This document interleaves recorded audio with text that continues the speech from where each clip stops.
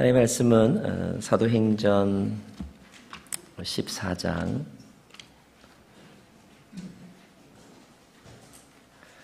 8절에서부터 20절까지 말씀인데요.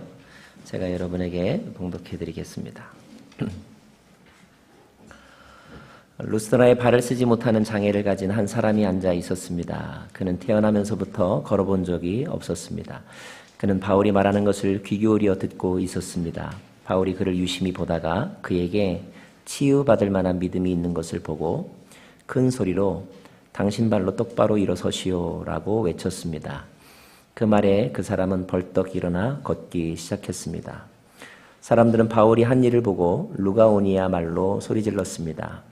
신들이 사람의 모습으로 우리에게 내려오셨다. 그들이 바나바는 제우스라 부르고 바울은 주로 말을 하기 때문에 헤르메스라고 불렀습니다. 도시 밖에 있는 제우스 신전의 제사장은 황소들과 화환들을 성문 앞으로 가져왔습니다. 사람들과 함께 그들에게 제물을 바치려는 것이었습니다. 그러나 두 사도 바나바와 바울은 이 말을 듣고 옷을 찢으며 사람들 속으로 뛰어들어가 외쳤습니다. 사람들이여 왜 이런 행동을 합니까? 우리도 여러분과 똑같은 사람입니다. 우리가 여러분에게 복음을 전하는 것은 여러분이 이런 헛된 것을 버리고 하늘과 땅과 바다와 그 안에 모든 것을 만드신 살아계신 하나님께로 돌아오라고 하는 것입니다. 과거에는 하나님께서 모든 민족들이 제멋대로 가도록 내버려 두셨습니다. 그렇다고 하나님께서 그분의 존재를 증언하시지 않은 것은 아닙니다. 하나님께서는 자비를 베풀어 하늘에서 비를 내려 때가 되면 열매를 맺게 하시고 넉넉한 양식을 공급해 여러분의 마음을 기쁨으로 가득 채워주셨습니다. 바나바와 바울은 이런 말로 자기들에게 제물을 바치지 못하도록 그들을 간신히 말릴 수 있었습니다. 그때 안디옥과 이고니온에서 유대 사람들이 몰려와 사람들을 선동해 자기들 편으로 끌어들여 바울에게 돌을 던지게 했습니다. 그리고 바울이 죽은 줄 알고 그를 도시 밖으로 끌어냈습니다. 그러나 제자들이 바울 주위에 모여들자 그가 일어나 다시 도시 안으로 들어갔습니다. 그 다음 날 바울은 바나바와 함께 더베로 떠났습니다. 20절 말씀까지 봉독했습니다. 한 번 더 기도하겠습니다. 오늘도 사도행전을 통하여서 하나님이 하신 일들을 배우기를 원합니다. 우리에게 이해력을 주시고 기억력을 주시고 또 순종의 마음을 주시기를 원합니다. 오늘도 말씀을 통하여서 영혼이 살아나고 이 교회가 살아나고 또 이 세상이 하나님께로 돌아오기를 원합니다. 예수님 이름으로 기도합니다. 아멘.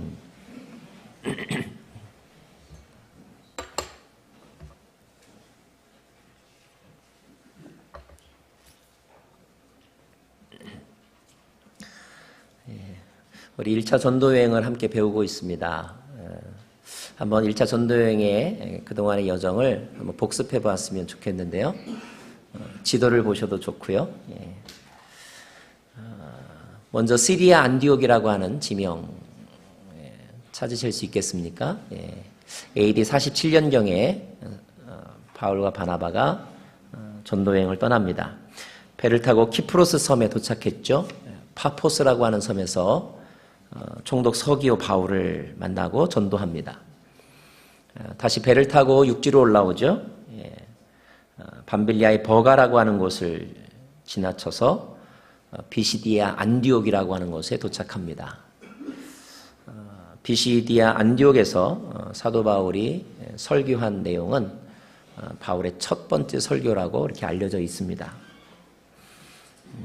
그 다음에 간 곳이 바로 이고니온이라고 하는 도시입니다. 이고니온. 그리고 그 다음으로 간 곳이 루스드라라고 하는 도시입니다. 오늘 우리가 함께 살펴보고자 하는 장소가 바로 루스드라입니다. 루스드라는 이고니온에서 약 28km 정도 떨어져 있는 로마의 식민 도시입니다. 자, 두 사람은 루스드라에서 어떤 일을 겪게 되었을까? 성경에 의하면 바울과 바나바는 그 도시에서 태어나면서부터 한 번도 걸어본 적이 없는 그런 장애인을 만나게 되죠. 우리 8절 말씀을 함께 읽도록 하겠습니다. 8절 시작. 루스드라에 발을 쓰지 못하는 장애를 가진 한 사람이 앉아 있었습니다. 그는 태어나면서부터 걸어본 적이 전혀 없었습니다. 한 번도 걸어본 적이 없는 사람. 9절입니다. 그는 바울이 말하는 것을 귀 기울여 듣고 있었습니다. 바울이 그를 유심히 보다가 그에게 치유받을 만한 믿음이 있는 것을 보고 큰 소리로 당신 발로 똑바로 일어서시오라고 외쳤습니다. 시작. 그 말에 그 사람은 벌떡 일어나 걷기 시작했습니다. 여기 치유받을 만한 믿음이란 단어가 나옵니다. 치유받을 만한 믿음. 자, 바울이 말씀을 전하고 있었습니다. 그 장애인은 바울의 설교에 귀 기울여 듣고 있었겠죠. 믿음이 생겼습니다. 바울은 그 믿음을 본 것입니다. 어떻게 그의 믿음을 알 수 있었을까요? 아마도 그의 눈빛이나 그의 태도, 그가 하는 말, 이런 것들이 그의 믿음을 바깥으로 드러냈을 것입니다. 그 믿음이 바울에게 감동이 되었습니다. 바울은 감동을 받자 참을 수 없어서 그를 향하여 담대하게 선포합니다. 일어나서 걸으라. 자, 믿음과 말씀이 만나게 되자 기적이 일어났습니다. 기적은 믿음과 말씀이 만날 때, 말씀과 믿음이 만나게 될 때 기적이 일어나는 것입니다. 그래서 그 장애인의 병이 낫게 되었습니다. 이 사건을 자세히 살펴보면 떠오르는 사건이 하나 있습니다. 한 10여 년쯤 전에 어디에서 예루살렘 성전 앞에서 일어났던 사건. 베드로와 요한이 성전으로 가고 있었을 때에 성전 앞에 구걸하던 장애인이 있었죠. 그때 베드로가 그 장애인에게 이렇게 말합니다. 은과 금은 내게 없거니와 내게 있는 것을 당신에게 주겠소. 나사렛 예수 그리스도의 이름으로 일어나 걸으시오. 자, 그렇게 말했더니 어떤 일이 일어났습니까? 기적이 일어났죠. 저는 그 기적을 38 기적이라고 말하죠. 38 광땡. 자, 사도행전 3장 8절입니다. 같이 읽어볼까요? 그는 시작. 그는 걷기도 하고 뛰기도 하며 하나님을 찬미하면서 그들과 함께 성전으로 들어갔습니다. 제 목회의 꿈입니다. 앉아서 움직일 수 없었던 사람들의 영이 움직이는 것. 걸어가던 사람들이 뛰는 것. 뛰는 사람들이 춤추는 것. 찬양을 그냥 겨우겨우 하던 사람들이 손들고 찬양하는 것. 박수치며 찬양하는 것. 억지로 봉사하는 사람이 자발적으로 봉사하는 것. 이것이 바로 회복이 아니겠습니까? 자, 이렇게 한 번도 걸어본 적이 없었던 사람이 걷게 되자 동네 사람들이 소식을 듣고 몰려들었습니다. 그들은 바울과 바나바를 주목했죠. 놀라운 눈으로 바라보았습니다. 자, 11절 말씀. 제가 먼저 읽죠. 사람들은 바울이 한 일을 보고 루가오니아 말로 소리질렀습니다.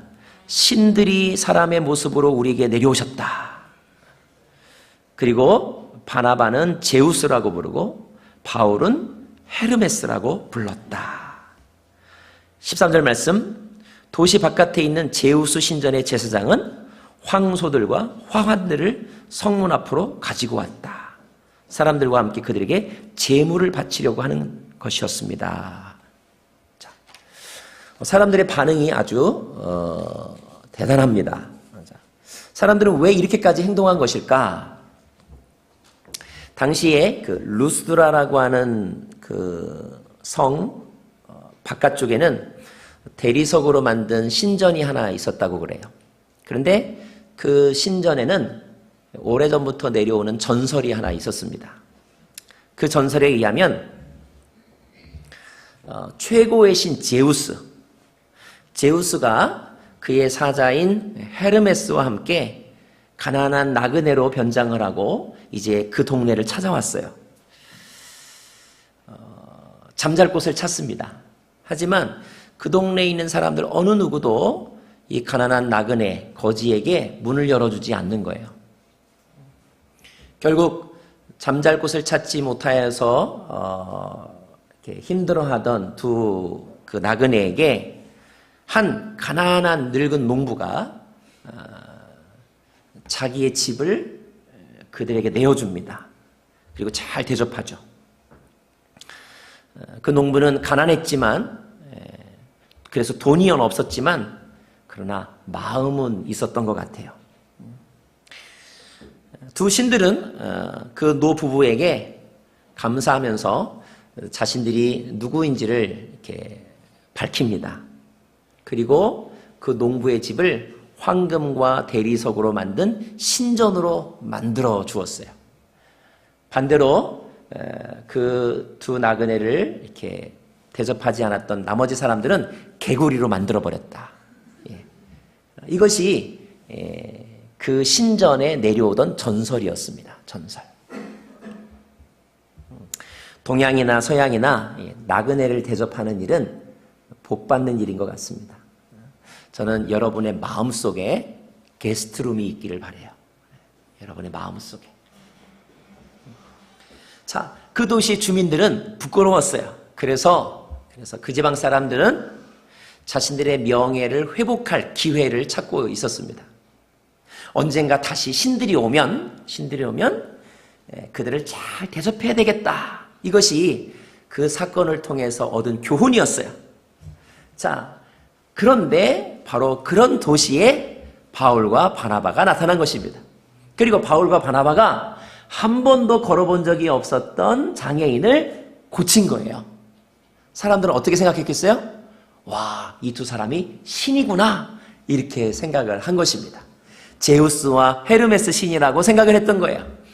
이제 그들은 이 두 바울과 바나바를 잘 대접하기를 원했습니다. 그래서 사람들이 몰려들었고, 그리고 그 신전의 제사장은 황소를 잡아다가 지금 바울과 바나바, 제우스와 헤르메스에게 지금 제사를 드리려고 하는 그런 장면이에요. 이때 바울과 바나바의 마음이 어땠을까요, 여러분?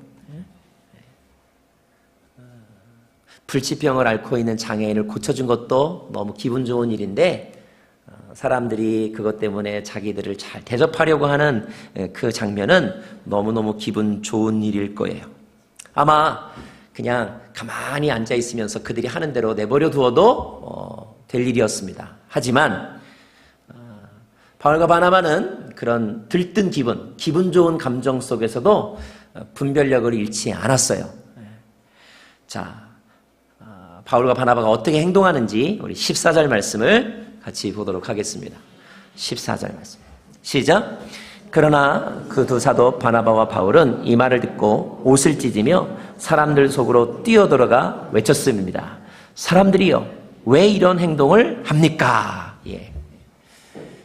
그냥 말린 것 정도가 아니에요. 옷을 찢어버리고 들어가서 말렸습니다. 아마 그 사람들도 당황했을 것 같아요. 자, 그리고 나서 바울은 그 다음에 말합니다. 그 15절 그 다음 절의 말씀인데, 우리가 여러분에게 복음을 전하는 것은 여러분이 이런 헛된 것을 버리고 하늘과 땅과 바다와 그 안에 모든 것을 만드신 살아계신 하나님께로 돌아오라고 하는 것입니다. 헛된 짓을 하지 말아라. 하나님께로 돌아오라. 이 말에서 우리는 복음의 목적, 다시 말하면 예수님께서 이 땅에 오신 목적을 알게 됩니다. 복음이란 무엇입니까? 자, 예수님이 우리를 구원하셨다는 소식이죠. 예수께서 우리를 구원하신 목적이 무엇입니까? 우리에게 생명의 삶을 주기 위해서입니다. 자, 생명의 삶이란 무엇입니까? 생명의 삶이란, 그것은 우리가 헛된 일, 헛된 것에서 벗어나서 살아계신 생명의 하나님께로 돌아오는 것, 이것이 생명의 삶이죠. 자, 하나님이 세상을 창조하셨습니다. 하나님이 저와 여러분을 창조하셨습니다. 자, 세상은 그 하나님 안에서 살아야 합니다. 우리는 그 하나님을 섬기면서 살아야 합니다. 그런데 언제부터인가 세상은 하나님을 잊어버렸고 떠났다는 것이죠. 인간들도 하나님을 멀리합니다. 하나님을 섬기는 것을 귀찮아하고 하나님의 말씀을 억압이라고 생각합니다. 대신에 사람들은 다른 것을 좋아하죠. 좋아하는 것 정도가 아닙니다. 떠받들어 삽니다. 그리고 마침내 그것의 포로가 되죠. 돈의 포로, 술의 포로, 인터넷의 포로, 폭력의 포로가 되어서 사는 것입니다. 조시 맥도웰이라고 하는 기독교 변증가이자 복음주의 목사님이 계신데 그분이 이런 말을 합니다. 이 시대의 교회가 직면한 세 가지의 도전이 있다. 그 중에 하나가 바로 상대주의, 두 번째 인터넷, 세 번째 포르노다.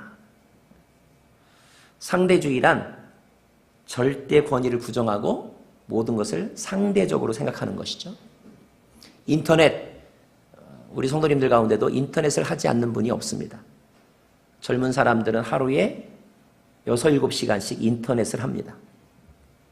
포르노, 이제는 전화기만 열어도 포르노의 사진과 메시지들을 쉽게 볼 수 있습니다. 자, 사람들은 여기에 중독되어 가고 있고 그러면서 하나님을 떠나고 있죠. 그는 이 시대의 사람들이 하나님 중심에서 자기 중심으로, 객관주의에서 주관주의로, 내적인 존재에서 외적인 존재로 이렇게 바뀌어 가고 있다고 말합니다. 어떻게 우리가 중독되어 가는가? 여러분, 인터넷을 하는 사람들이 자주 시청하는 유튜브 동영상이라는 게 있습니다. 이것을 앞으로 유료화할 것이라는 뉴스가 있습니다. 돈을 받는다는 거예요. 이제까지는 공짜로 받는데. 기업들은 대부분 처음에는 모든 것을 무료로 나눠줍니다. 카카오톡도 무료로 하죠. 그러나 어느 시기가 되면 돈을 받습니다. 사람들은 이미 거기에 중독되어 있기 때문에 돈을 내고서라도 그 서비스를 받으려고 하죠. 우상을 숭배하는 것, 우상의 노예가 되는 것도 그와 같은 과정을 거칩니다. 미국에 이렇게 나와서 살면 가끔 한국에서 안 보였던 것이 보이는 데가 있습니다.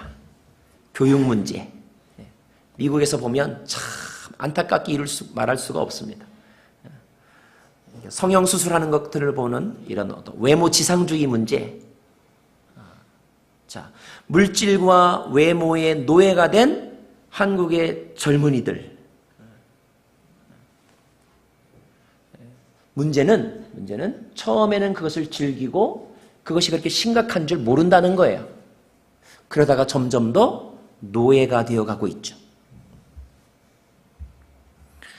아무리 그런 것들이 헛된 것이라고, 그런 것들이 당신을 정말로 행복하게 해주지 못한다고 말을 해도 사람들은 듣지 않습니다. 잠시 있다가 사라질 것이라고 말을 해도 듣지 않습니다. 결국은 그것 때문에 인간이 망하게 되는데도 불구하고 사람들은 열심히 섬기고 더 많이 가지려고 그렇게 몸부림을 치면서 살아가고 있습니다. 자, 예수님께서 우리 가운데 오신 것, 예수님께서 우리를 구원하신 것은 바로 그런 행동들, 헛된 것들을 섬기는 그런 행동을 멈추고 하나님을 예배하는 자리로 돌아오게 하기 위해서 우리를 구원하셨다는 거예요. 하나님을 대신하여 사람들이 섬겼던 우상, 그 우상 숭배를 멈추는 것, 이것이 복음이라고 오늘 바울은 말하고 있는 것입니다. 여러분, 오늘 여러분이 이 교회에 나온 이유는 한국 사람 만나러 나온 것 아닙니다. 목사의 설교 들으러 나온 것 아닙니다. 하나님께 돌아가기 위해서 나온 것입니다. 하나님 안에서 하나님을 예배하기 위해서 나온 것입니다. 예배, 하나님을 하나님으로 하나님께서 하신 일을 하나님께서 하신 일이라고 인정하고 고백하는 예배를 드리기 위해서 이 자리에 나온 것입니다.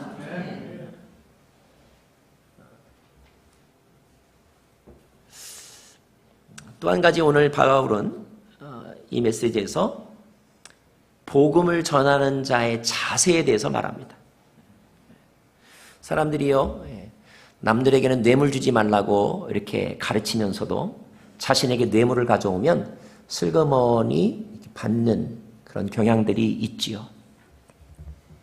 하지만 바울은 단호했습니다.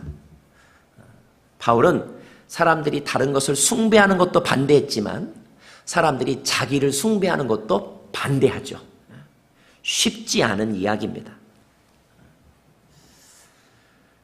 어떤 생각이나 어떤 비전이 사람에게서 나온 것이 아니라 하나님에게서 나왔다 라고 말한다면 어떻게 그것을 알 수 있을까요?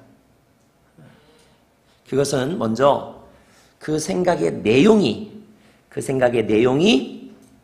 하나님의 말씀에 비추어서 얼마나 거룩하고 의로운가 하는 걸 가지고 판단할 수 있을 거예요.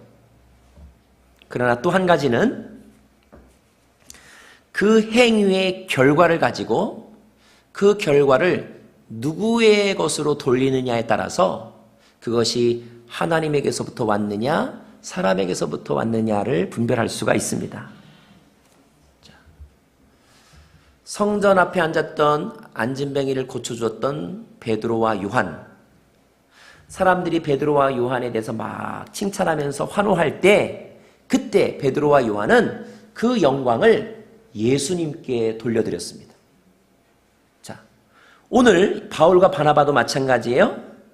사람들이 그를 숭배하면서 그들에게 제물을 바치려고 할 때에 그것을 말리면서 모든 영광을 하나님께 돌려라 이렇게 말합니다.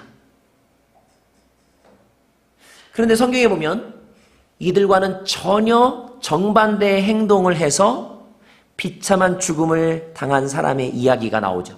12장에 나옵니다. 12장에. 누군지 아세요? 헤롯이라는 왕입니다. 헤롯 아그리파 1세. 그가 연설을 했어요. 연설을 너무 잘했어요.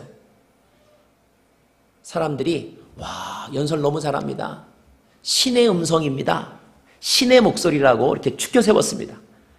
그랬더니 헤롯이 진짜 자기가 신인 줄 알고 우쭐댔어요. 하나님이 치셨습니다. 그래서 죽었다는 이야기가 성경에 나와 있죠. 그런 사람이 북한에도 있습니다. 북한에는 김일성 동상만 3만 5천 개가 된다고 합니다. 평양에 있는 동상은 높이가 23m. 북한 사람들은 김일성을 단지 국가의 지도자가 아니라 신처럼 떠받들고 있죠. 우리는 하나님은 영원히 우리와 함께 계신다. 이걸 네 글자로 뭐라고 말합니까? 임마누엘이라고 그러죠. 임마누엘. 하나님이 영원히 우리와 함께 계신다. 북한 사람들은 아침마다 김일성 동지는 영원히 우리와 함께 계신다. 이렇게 말합니다.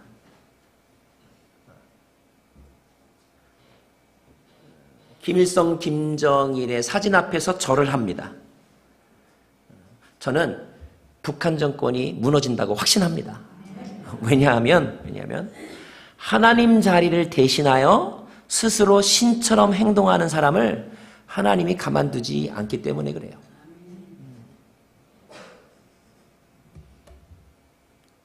요즘 고린도 전서를 묵상하고 있는데요. 여러분, 고린도 교회 안에 문제가 뭡니까? 교인들 가운데 바울파, 아볼로파, 게바파 이렇게 서로 나누어서 싸우고 있다는 거예요. 왜 그런 싸움이 일어났을까? 하나님보다 사람을 더 중요하게 생각하기 때문에 일어난 일이죠. 그것도 우상숭배. 그때 바울이 뭐라고 말합니까? 우리는 아무것도 아니다. 하나님이 하셨다. 우리는 단지 심부름꾼에 지나지 않는다.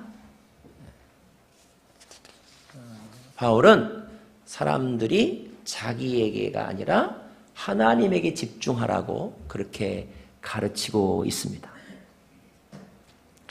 많은 사역자들이 땀과 눈물로 영적인 업적을 이루어 놓고도 마지막에 큰 실수를 저질러서 수치를 당하기도 하죠. 그런데 그런 실수의 시작은 어디서부터 왔느냐? 그것은 하나님께서 받으실 영광을 자기 자신이 가로채면서부터 그런 실수가 시작이 되고, 그런 일이 반복되다 보면 처음과는 달리 변질되게 되고 타락하게 되고 몰락하게 되는 것입니다. 사도행전을 통하여서 우리가 배울 수 있는 중요한 영성이 있는데요, 사도행전에 나오는 그리스도인들의 영성이 무엇이냐 하면, 그들은 베드로도 바울도 모두 모든 영광을 하나님께만 돌리게 했다 하는 것입니다. 바울이 태어나면서부터 걷지 못한 사람을 고친 것, 믿음의 승리이죠. 그러나 그거보다 더 위대한 승리는 그가 우상의 자리에 올라가 숭배받을 수 있는 그런 유혹이 있음에도 불구하고 끝까지 마음을 지키고 하나님을 예배하는 자의 자리에 머물렀다는 것입니다. 우리는 그 영성을 예수님에게서 배우죠. 40일 금식 기도하신 예수님의 영성은 무엇이었습니까? 저와 여러분에게 그런 영성이 살아 있어야 하는 거예요. 그렇다고 해서 여러분, 이런 교훈을 자기 자신에게 도움을 준 사람이나 아니면 영적 리더를 쉽게 생각해도 된다, 이렇게 또 오해하지는 말기를 바랍니다. 얼마 전에 한국에서 있었던 일인데요, 한 청년이 길을 가다가 현금이 들어있는 지갑을 주웠어요. 돈이 꽤 됐던 모양이에요. 순간적으로 마음이 흔들렸지만 그래도 이 돈을 잃어버리고 돈을 찾으려고 하는 사람은 얼마나 힘들까, 이 마음이 있어서 그 지갑 안에 있는 연락처를 찾아서 알려주었습니다. 전화 받은 사람은 너무 좋았겠죠. 연락을 받은 사람은 택시를 타고 쏜살같이 달려왔어요. 얼마나 좋았겠습니까? 그런데 그 사람이 택시에서 내리자마자 아이고 하나님 감사합니다, 그리고는 택시 타고 가버렸어요. 청년이 황당했다고 말하더라고요. 뭐가 황당했느냐? 내가 하나님인가? 이렇게 생각이 들었답니다. 무슨 뜻이에요? 그 사람은 아이고 하나님 감사합니다라고 말하고, 청년에게는 고맙다 소리도, 밥 사 먹으라고 살해하지도 않았다는 거예요. 그분이 예수님을 믿는 사람인지 아닌지는 모르겠지만, 그래서 모든 영광을 하나님께만 돌렸는지 모르겠어요. 그러나 그 사람이 잊어버린 것은 하나님의 은혜의 통로가 되었던 그 청년에게 땡큐 하는 마음을 그가 잊어버린 거죠. 성경에 오면 믿음의 사람들이 고르반이라고 말하면서 부모에게 할 일, 또 이웃 사람들에게 할 일을 입 싹 닦는다고 합니다. 성경은 그렇게 해서는 안 된다고 가르쳐주고 있죠. 우리가 어떤 은혜를 입었다면, 또 감동을 받았다면 그것에 대해서 감사하라는 것이 성경의 일관된 가르침입니다. 갈라디아서 6장 6절 말씀에는 말씀을 배우는 사람은 가르치는 사람과 모든 좋은 것을 함께 나눠야 한다, 이런 말씀도 기록되어 있어요. 우리는 어떻게 해야 됩니까? 존경해야 합니다. 하나님 아래에서. 감사해야 합니다. 하나님 안에서. 이것이 믿음의 사람들이 가져야 될 삶의 태도인 것입니다. 자, 18절 말씀을 읽을까요? 18절 말씀 읽겠습니다. 시작. 바나바와 바울은 이런 말로 자기들에게 제물을 바치지 못하도록 그들을 간신히 말릴 수 있었습니다. 자, 근데 이 다음에 어떤 일이 일어났는가? 19절입니다. 19절 시작. 그때 안디옥과 이고니온에서 유대 사람들이 몰려와 사람들을 선동해 자기들 편으로 끌어들여 바울에게 돌을 던지게 했습니다. 그리고 바울이 죽은 줄 알고 그를 도시 밖으로 끌어냈습니다. 이 전번 도시 이고니온에서는 돌에 맞을 뻔했습니다. 사람들이 돌로 치려고 하자 피했다고 돼 있어요. 그런데 루스드라에서는 실제로 돌에 맞았습니다. 어느 정도 맞았냐 하면 사람들의 생각에 죽었구나, 갖다 버려, 이렇게 말할 정도로 바울은 심하게 맞았습니다. 여러분, 성경 구절이 너무 이렇게 짧게 나왔다고 해서 이것을 가볍게 생각하시면 안 됩니다. 여러분이 가볍게 생각하지 말라고 제가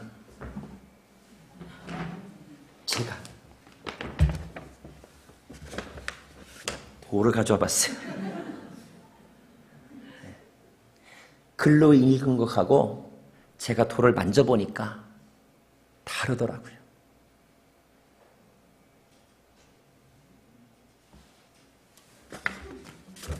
이따만한 돌.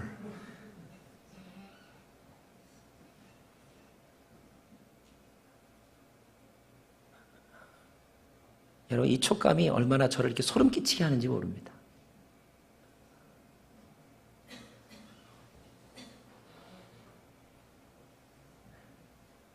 이 돌에 맞아 죽었다고 생각이 들 정도였습니다. 얼마나 비참했을까? 얼마나 아팠을까? 우리의 신앙 선배들은 이렇게 하면서 주의 복음을 전했습니다. 감사한 것은 바울이 죽지 않았다는 거예요. 20절 말씀을 읽겠습니다. 20절 말씀.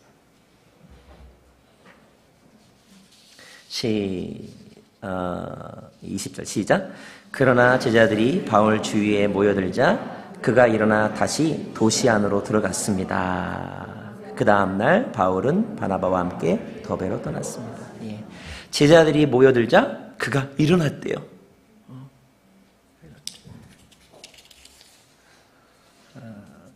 혹시 여러분 그런 사람 보셨어요? 교통사고로 차에 부딪혀서 3-4m 있다 떼굴떼굴 굴러 떨어졌는데 그냥 툭툭 털고 일어나더니 저벅저벅 걸어가는. 충격이 없어서가 아니죠. 아픔이 없어서가 아니에요. 느끼지 못하는 거죠. 왜요? 뭔가 다른 곳으로 가득 차 있기 때문에. 하나님께서 바울 안에 계시고 바울은 성령으로 충만하였고 하나님이 그를 회복시켜 주신 것입니다. 시편 37편 23절 말씀에 선한 사람의 걸음을 여호와께서 정하시나니 그분은 그 길을 기뻐하십니다. 그는 넘어지더라도 아주 엎어지지 않을 것입니다. 여호와께서 그 손으로 붙잡아 주시기 때문입니다. 넘어지더라도 엎어지지 않을 것입니다. 사방에 우겨쌈을 당할지라도 포기하지 않을 것입니다. 왜요? 하나님께서 일으켜 세워주시기 때문에. 오늘 저는 여러분들이 인생의 이런저런 문제로 넘어지고 어퍼컷, 라이트 훅, 레프트 훅, 그래서 휘청휘청거려서 때로는 넘어지기도 하고 때로는 죽은 것 같기도 하지만 마치 아무 일도 일어나지 않았던 것처럼 툭툭 털고 일어나서 여전히 가야 될 그 길을 끝까지 걸어가는 강한 그리스도인, 믿음의 그리스도인, 성령 충만한 그리스도인 되기를 간절히 바랍니다. 아멘. 자, 이렇게 다 죽다 살아난 바울. 오늘 20절 말씀 보니까 그 다음날 바울은 바나바와 함께 더베로 떠났다 기록되어 있어요. 이것으로 루스드라에서의 모든 행적이 끝이 납니다. 그런데 사도행전에는 나오지 않는 사실이 하나가 있습니다. 또 하나의 사실. 그것은 뭐냐면 이 루스드라에서 바울이 이런 일을 행할 때에 그 바울에게 감동을 받았던 사람이 있었어요. 바울에게 감동을 받은 사람. 몇 년 후에 그 사람은 다시 바울을 만납니다. 그리고 그 바울과 함께 예수의 제자가 되어서 평생을 삽니다. 바울의 후계자라고 하는 소리를 들을 만큼 그가 바로 디모데라는 사람입니다. 디모데는 루스드라에 살고 있었던 청년이었는데 아마 어쩌면 사람들이 막 몰려들어서 바울을 예배하려고 할 때 디모데도 그 가운데 있었을지 몰라요. 그런데 아마 바울이 나를 예배하면 안 됩니다. 나는 아무것도 아닙니다. 하나님을 예배하십시오. 이 말에 디모데가 감동을 받았을지도 몰라요. 2차 전도여행 때 바울이 다시 그곳에 들렀을 때 디모데는 바울을 찾아갑니다. 저를 제자로 받아주십시오. 그리고 바울과 함께 하나님의 사도의 길을 걸어가죠. 디모데를 만나는 사건이 루스드라에서 일어난 것입니다. 정리하면, 자, 첫째, 루스드라에서 어떤 일이 있었는가? 한 번도 걸어오지 못했던 병자가 회복되었습니다. 둘째, 루스드라에서 사람들은 우상 숭배하면 안 된다, 하나님께로 돌아가야 한다라는 사실을 바울을 통하여 배우게 됩니다. 세 번째, 바울은 디모데에게 감동을 주었고 디모데는 바울을 마음속에 품게 되었죠. 저는 오늘 이 자리에서 2013년 10월 27일 바로 이 장소에서 여러분에게도 믿음의 기적이 일어나기를 바랍니다. 그리고 여러분이 허탄한 것들로부터 허탄한 행동을 멈추고 하나님께로 돌아오기를 바랍니다. 세 번째, 나는 여러분들이 바울처럼 디모데와 같은 제자를 낳기를 바랍니다. 디모데와 같이 디모데에게처럼 누군가에게 감동을 주는, 그래서 영적인 만남이 일어나는 오늘 하루가 되기를 간절히 바랍니다. 기도하겠습니다.